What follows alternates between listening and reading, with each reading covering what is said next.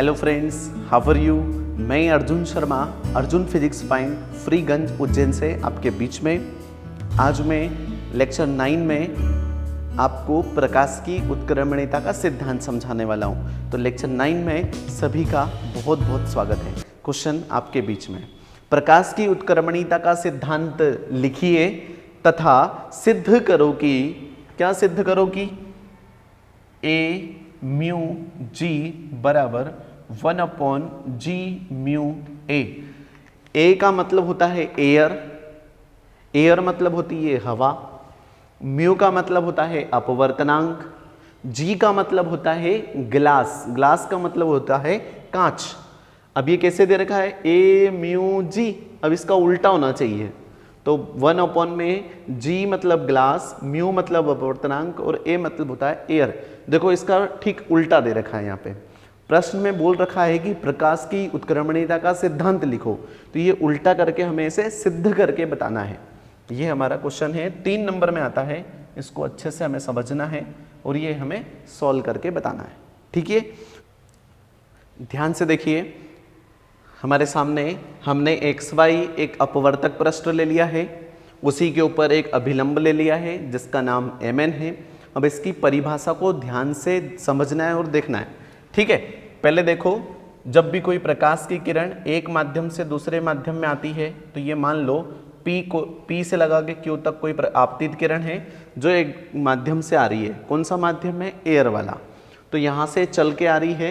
अब क्या हो रहा है, ये एक माध्यम से दूसरे माध्यम में जाती है तो क्या होता है, इसको जाना तो किधर, इधर जाना चाहिए था, लेकिन क्या हो जाती है, ये अपने मार्ग से विचलित हो जाती है। इसको सीधे सीधे ना जाते हुए ऐसे थोड़ी सी अभिलंब की ओर झुक जाती है।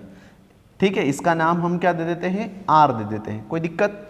तो जब भी कोई प्रकाश की किरण एक माध्यम से चलकर दूसरे माध्यम में प्रवेश करती है तो वो अपने मार्ग से विचलित हो जाती है।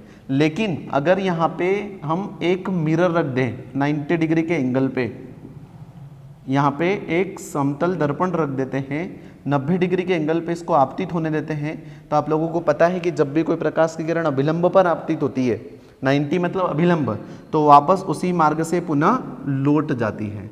वापस यहाँ तक तो सीधी सीधी आ गई। अब ग्लास से एयर में जा रही तो अभिलंब से क्या हो जाती है, झुक जाती है। और यही प्रकाश की उत्क्रमणीयता का क्या है, सिद्धांत है। देखो डेफिनेशन बोर्ड पे लिखी हुई है, यदि कोई प्रकाश की किरण विभिन्न माध्यमों में चल कर आती है, ठीक है, यदि कोई प्रकाश की किरण विभिन्न माध्यमों में अपवर्तित हो रही है तो उसके मार्ग को उलट देने पर, ये इसके मार्गों को क्या कर दिया, उलट देने पर, वह जिस मार्ग से प्रवेश करती है उसी मार्ग में विपरीत दिशा में लौट जाती है। इसे प्रकाश की उत्क्रमणीयता का सिद्धांत कहते हैं, जो कि आपकी स्क्रीन पर है। क्या बोला, यदि कोई प्रकाश की किरण विभिन्न माध्यमों में अपवर्तित हो रही हो तो उसके मार्ग को उलट देने पर वह जिस मार्ग से प्रवेश करती है उसी मार्ग में विपरीत दिशा में लौट जाती है। इसे प्रकाश की उत्क्रमणीयता का सिद्धांत कहते हैं। ठीक है, ये हमारी डेफिनेशन थी।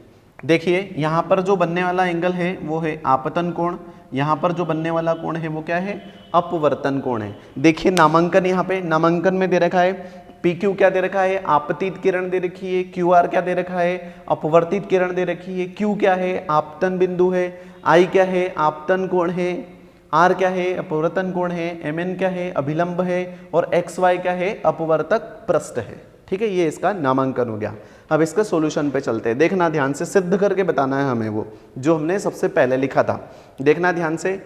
अब प्रकाश की किरण कहाँ से कहाँ आ रही है, हवा से कहाँ आ रही है, वायु से कहाँ आ रही है, कांच में। तो ऐसा लिखेंगे कि माना कि, क्या लिख रहे हैं, माना कि, मान ही रहे हैं, सीधी सी बात है, माना कि प्रकाश की किरण, माना कि प्रकाश की किरण कहां से कहां तक आ रही है, वायु से चलकर कहां से आ रही है, कांच में प्रवेश कर रही है। वायु से कांच में प्रवेश कर रही है। क्या लिखा कि माना प्रकाश की किरण वायु से कांच में प्रवेश कर रही है, तो क्या बोलेंगे?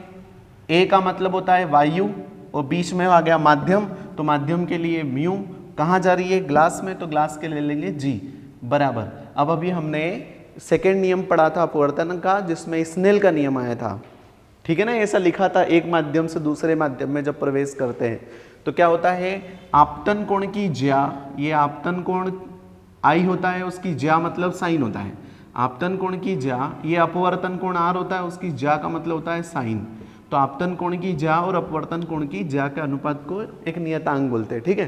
तो जब प्रकाश की किरण वायु से कांच में प्रवेश करती है तो a mu g equal to क्या होता है? Sine i upon sine r. इसको इक्वेशन नंबर क्या दे देंगे? फर्स्ट दे देंगे। कोई प्रॉब्लम किसी को? नहीं। अब देखना, यहां से लगा के यहां तक आ गई है। अब हमने यहाँ एक समतल कांच रख दिया है तो इसके मार्ग को उलट दिया। अब क्या होता है? तो ऐसा लिखेंगे, यदि प्रकाश की किरण, यदि प्रकाश की किरण, देखिएगा ना, यदि प्रकाश की किरण का मार्ग उलट, क्या कर दे? उलट देने पर यह कहां से कहां प्रवेश करेगी? कांच से वायु में। तो यह कांच से वायु में प्रवेश करती है। तो कहां से प्रवेश कर रही है? कांच से वायु में प्रवेश कर रही है। तो अब क्या हो जाएगा? यहां पे वायु से कांच में कर रही थी, अब यहां क्या हो रहा है? कांच से कहां जा रही है? ये वायु में। तो जी म्यू ए बराबर, अब आपतन कोण कौन हो गया? पहले उधर से आ रही थी तो आपतन कोण ये था, अब इधर से जा रही तो आपतन कोण कौन हो गया? आर। और अपवर्तन कोण क्या हो गया? आई हो गया। तो आपतन कोण क्या है? आर, और अपवर्तन कोण क्या हो जाएगा? आई। ये समझ में नहीं आया तो एक बार और देखना, जिधर से प्रकाश की किरण जाती है ना वो आपतन कोण होता है, और जिधर जाकर निकल जाती है उसे अपवर्तन कोण बोलते हैं। पहले उधर से आई थी तो ये आपतन कोण था और ये अपवर्तन कोण था, अब इधर से जा रही है कांच से वायु में तो ये आपतन कोण और ये अपवर्तन कोण। समझ में आया? इसको इक्वेशन नंबर क्या दे देंगे? 2 दे देंगे। अब कुछ नहीं करना है, समीकरण 1 व 2 का गुणा करने पर, समीकरण 1 कहाँ दिख रही है आपको? ये। समीकरण 2 कहाँ है? ये। 1 और 2 का गुणा कर देंगे तो ए म्यू जी इंटू इधर क्या है? G mu A. ये हमने LHS का गुणा कर दिया, अब RHS का करेंगे। तो पहले क्या दे रखा है? साइन आई बटे में कितना? साइन आर इंटू, अगले में क्या दे रखा है? साइन आर ये, वो बटे में क्या दे रखा है? साइन आई दे रखा है। देखना, साइन आई से साइन आई कट गया, साइन आर से साइन आर कट गया, बचा क्या? ए mu ji into G mu A बराबर में कितना? कुछ नहीं तो 1 बचा है। अब इस जी म्यू ए को बटे में भेज देंगे, गुणा में है इसलिए संख्या कहाँ जाती है? बटे में जाती है, तो ये बटे में चलेगा। और क्या यही हमें सिद्ध करना था क्या? प्रकाश की उत्क्रमणीयता के सिद्धांत के आधार पर। तो ये हमारा क्वेश्चन सिद्ध हुआ और यहीं पे हमें लिखना है यही प्रकाश की उत्क्रमणीयता का सिद्धांत है। ठीक है बच्चों, आज के लिए इतना ही। आई होप कि आपको बहुत अच्छे से समझ में आया होगा। जय श्री महाकाल।